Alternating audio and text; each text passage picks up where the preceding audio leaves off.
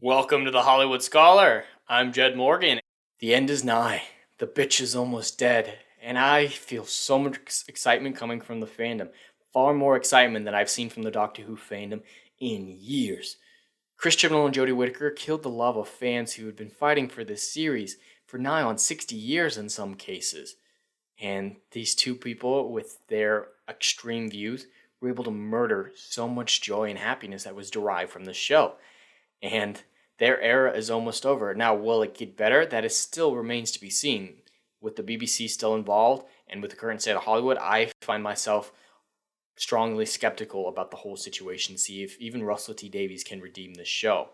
If he doesn't retcon the Timeless Children at least, there's no saving it. But there is hope for the first time in years, and that hope is blossoming with more and more news coming out the closer we get to that 60th anniversary and closer to the death of Jodie Whittaker. Now, Jodie Whittaker apparently had some comments recently about that regeneration episode, which they have already filmed and releases later this year. But Jodie Whittaker's Doctor Who regeneration will be slightly different. Unlike her predecessors, 13 is thinking outside the box. Are they just going to say she's not going to die inside the box? Is that going to be the big difference? And it looks like this article is from Salon.com. Every doctor on Doctor Who eventually regenerates, with the old actor making way for the new one to take their place. So it will be with Jodie Whittaker's 13th Doctor. But while most doctors regenerate in the safety of the Tardis, Whittaker's Doctor will do things a bit differently. Not every doctor regenerates. Actually, the majority of classic Who didn't. And, I love my regeneration scenes. You want to see the Tardis and the Doctor together because that's going to be the last time you see that console room, most likely. And the console rooms and the TARDIS is a character of the show, not in the current iteration. I don't give a fuck if she regenerates inside or outside of it because they never spend any time inside of the TARDIS. It's literally just a plot convenience device to get them from event to event. It doesn't have any character anymore. So I don't care in this instance, but in the past instances, it was very much that Doctor saying goodbye to their TARDIS as much as anything else because the TARDIS evolves the same as the Doctor does. So you want to say goodbye to both of them at the same time because you've come to care for them both deeply. I sometimes want to go back and watch a David Tennant episode, not wholly because of David Tennant, sometimes just because I want to see the old console room and hear the specific hums and whirls that his TARDIS and his console room depicted. And that character was murdered as well. The TARDIS is dead to a lot of people because Chris Chibnall didn't understand the heart of the TARDIS and the importance of it. So, yeah, it looks like, she's not going to be inside of it, so fucking what? We don't need that emotional goodbye between her and her TARDIS because her TARDIS doesn't have character. We shot the last of her scene in the TARDIS and said goodbye to the TARDIS, and then there were some tears. Director Jamie Magnus told Radio Times, and then we went out to film basically her regeneration. So yeah, it definitely looks like it's going to be separate sequences, which, just as long as it happens. At this point, it's as long as it fucking happens. And the last shot that we did, I think, will be the last shot in the episode as well. So it's really nice to do things in sequence. And it was mostly Jodie Whittaker and Mandy Gill's scenes on that last day, so it was super emotional. Doubt anyone's super emotional and sad about this when I can see it for the past, but they never seem to care that much. I mean, Jodie went into the show never watching a previous episode and saying that the previous show was a practice in the male gaze. That's not someone who loves to be on set. That's not someone who loves this world and is sorry to say goodbye. So I don't see that super emotional. Maybe emotional, sure, but so at this point, I don't give a shit. But I'm wondering if he's saying it's the last shot of the episode. They might do a regeneration scene similar to the Colin Baker to Sylvester McCoy one in the classic era, where we don't really see the transition per se. Not actor to actor. They may need to film the next Doctor in the next episode on the opposite end of the regeneration because there's still rumors whether or not they've actually cast the Doctor, the next one. So they may not even have that Doctor available. So they might need to finish that part of the regeneration later. It'll be fun to see Doctor Who tackle this key moment in a slightly different way when the Doctor regenerates this way. They always act like they're doing something brave and stunning and new, but the Doctor has regenerated outside of the TARDIS before. The fourth Doctor, arguably one of the best, he fell from like a signal tower and just regenerated it in some grass. Still a great moment, But they're acting like no one has ever regenerated outside of the Tardis before, and that's like so different. A, no one cares. B, it's totally happened before and been great. So for Jodie Whittaker, shooting the regeneration scene was the most emotional day on set I think I've ever had. Of course, it's your last day. It's nothing spectacular. According to Stone, Whittaker gave a wonderful speech on the last day. Oh yeah, she talked in a one-note accent. That's a southern accent, motherfucker.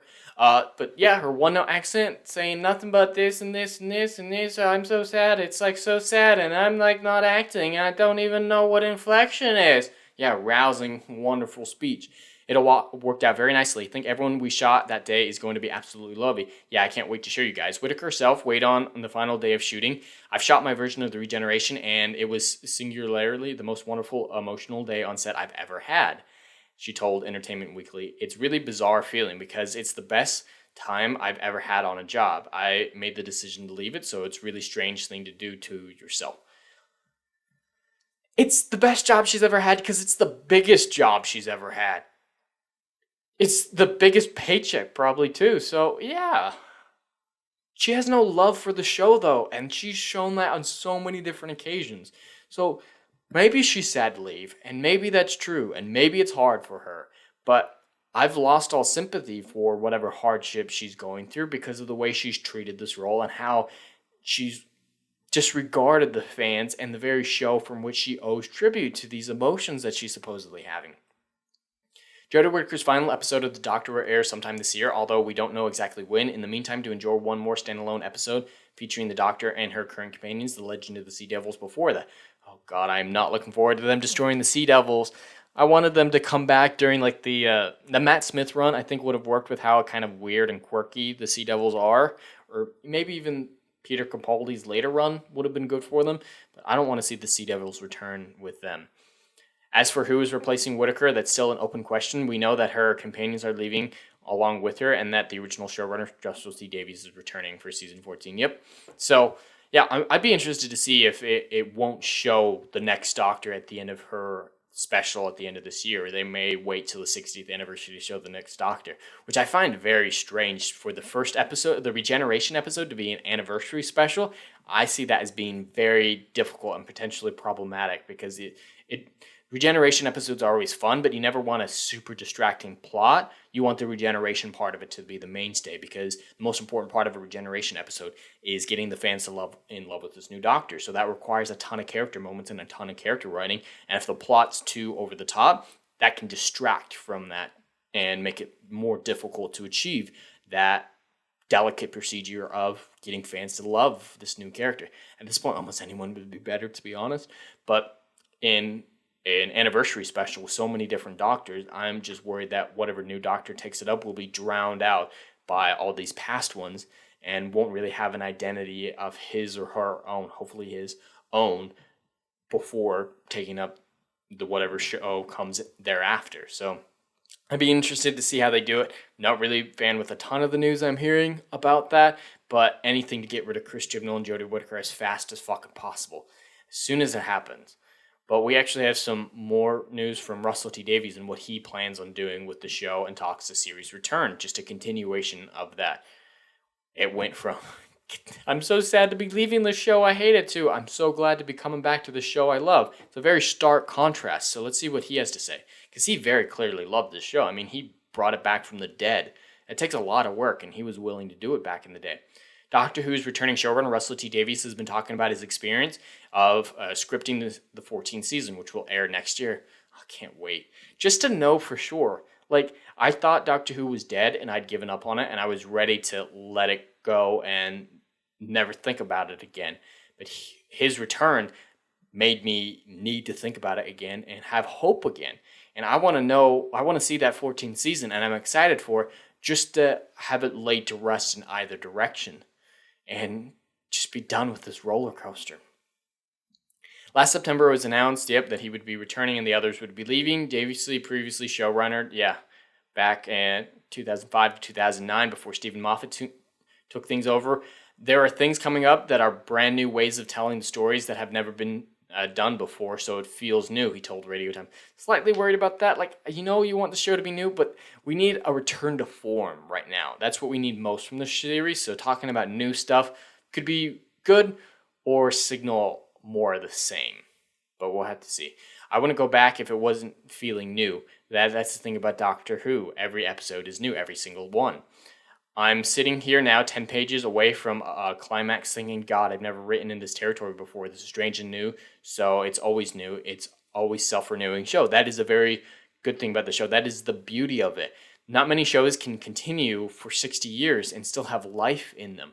But because of the nature of Doctor Who, you can constantly breathe new life into it. And that was part of the magic of it. That's why so many people fell in love with it. And that's when it was so thoroughly debased and murdered and shat upon by Chris Chibnall and Jodie Whittaker. That's why it hurts so much. Because you don't build up 60 years worth of love and then tear it away and not feel a hole in yourself because of that. So that was something beautiful about it. And Russell T Davies definitely understands that. Even with his difference between his Christopher Eccleston run and David Tennant run, he made it new and exciting and breathed new life into it that was very different than even what he had done prior in the show. And let's just hope he can do it again. There's poetry right there, since the Time Lord is a famously regenerative character. Elsewhere, Davies, It's a Sin cast member Lydia West is particularly thrilled to have him back in the TARDIS controls. I haven't seen It's a Sin, and I'm not familiar with that actress, but let's see what she has to say. I just feel like it would be a modern twist to it and something very unique and special and new, but also with Russell bringing his classic writing style and stance, she said. I think it's going to be astonishing. I pray to fucking God it will be. Davies will take over in time for Doctor Who's 60th anniversary in 2023. That's interesting. They did say that the next season was going to air next year as well, earlier in that episode, but the anniversary is not till November. So there is a distinct possibility that we might get a full season of whatever new Doctor in like the spring of next year, which will give us enough time to like or dislike this, get to know this new Doctor enough that the balancing act of an anniversary special won't be that big of a deal. So maybe that won't be a concern. It just depends on how fast he's able to turn out season 14. So I hope that he just calls it season 11 and wipes it all out. I pray to God that's what happened, but I don't think it will. But that would resolve some of the issues I had with the 60th anniversary being tied to regeneration. It may resolve it entirely. But yeah, those were some generally good comments, but some concerning aspects to them. At this point, we just have to wait and see. It's a waiting game, and I'm very concerned about what happens, but we're going to know eventually, and it's going to be over. I did have this one last section I wanted to talk to y'all about. This is more, I don't think I'm going to clip this part out, but there's a rumor that there's a Lego game in a Wibbly Water Doctor Who universe.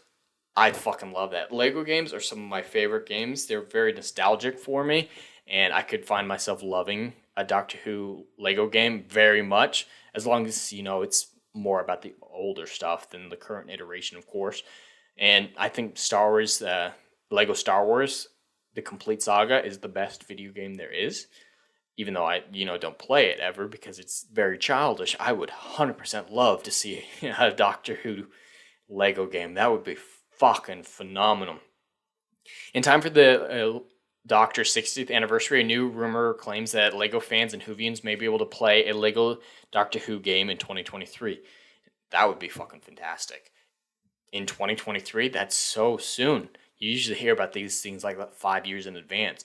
And the best Doctor Who game we've ever had actually came in the form of Skyrim, believe it or not. There's a Skyrim mod out there for a TARDIS, and if you get the right one, there's like 5 of them. If you get the right one, it comes with its own quest, its own story, and if you get the VR version, it's even better, and you just pilot the TARDIS. You actually have to use the controls. You got the Sonic. It's just fucking fantastic. I love that mod. I sometimes will just go back and play Skyrim for the mod and ignore everything else about Skyrim. So it'd be nice to have an actual official game in the spirit of Doctor Who and do good, because the other Doctor Who games have either been too low budget, like side scrollers in 2015, not a good idea, or just Jodie Whittaker stories like The Edge of Reality, which I don't give a shit about because it's about her, so fuck her.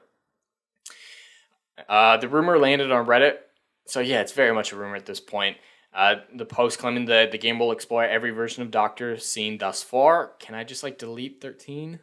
But star an entirely new Doctor who hasn't been announced yet. Ooh, so the main character would be the 14th Doctor.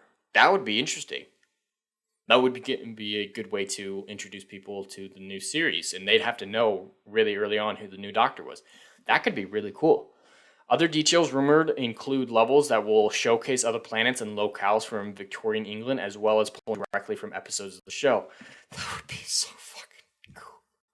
I haven't had a nerd happiness like this in a long time, but I hope to God this rumor's true, because Lego, they've gone up and downhill in the last few years, but I trust them. Their Lego games have been great for the most part. If this rumor was true, there's a vast history of content to pull from, being that Doctor Who has been airing on television for nearly 60 years. Part of the rumor is that the game will be released in 2023 in celebration of the show's 60th anniversary. For the series' 50th anniversary special titled Day of the Doctor aired Matt Smith. Yep, we know about that special. Yeah. So it's always been a big thing to celebrate anniversaries, and this would be a cool way of doing it. Cabaldi's 12th Doctor is technically the only one to get Lego treatment before, with the exception of the 11th Doctor. Yeah, there have been Lego toys of them before, and I have a few minifigures of them, but yeah, there was some of them in an expansion pack for Lego Dimensions, which I've never played, but be interesting. The Tardis. Oh, I didn't know K9 was in Lego Dimensions. That's awesome. I miss K9. K9 is great. However, in the game, all various Doctors were available to play as well. Really? I was not aware of that. Maybe I need to break out Dimensions and get the expansion pack. An additional and separate character pack also featured Cyberman and a Dalek. Imagine just rolling around in a Dalek blasting away the Lego figurines. That would be fun. I'd love that.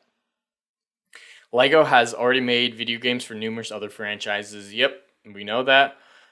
Set to include the most recent Star Wars story. Yeah, I'm looking forward to Lego Star Wars. I'm going to pretend that there's only 6 movies. There's only 6 movies. Sometimes you can count Rogue One depending on the day. So 6.5. We'll go with 6.5. The rest don't exist. And so it sucks that they're including them. And I'm going to be playing them, probably live streaming it when that finally comes out, if it ever does. But I'll be focusing on the earlier stuff, obviously. If the rumor pans out to be true, Whovians may see Jodie Whittaker's 13th Doctor be available for gameplay. Nope, I will hack that fucking game and delete her bitch ass out of it. Being the Lego games also feature an extensive roster for playable characters like Billie Piper. I don't hate Billie as much as most people. She was very bland, and that's the main criticism with her, is that the only thing she ever really has is being lesbian, and she tells you that in every 5 seconds. I don't care. She had some really good chemistry with the starry-eyed girl. I liked that story. But she didn't have to constantly be telling you. So she had some really good parts and some really bad parts. Amy Pond is my favorite companion, River Song, Rory Williams, and more. I love how they only mention pre-Jodie Whittaker era. Of course, that all depends on whether or not the rumor is true.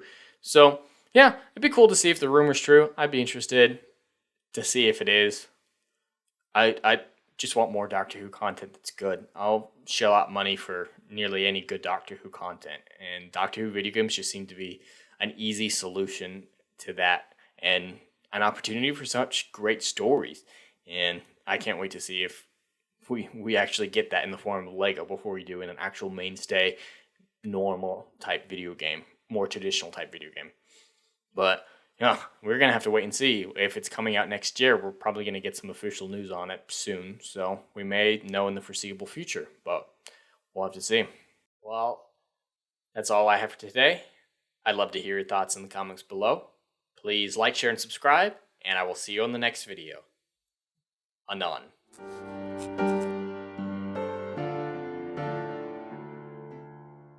If you like what I do here and want to see good, compelling stories that Hollywood will no longer give you, check out my book series, Odyssey of a Phoenix, a mythological epic about philosophy, morality, and modern-day mental illness issues. Books 1, Down in Flames, and Book 2, Apocalypse Then, currently on sale. Book 3, Kill the Dark, coming soon.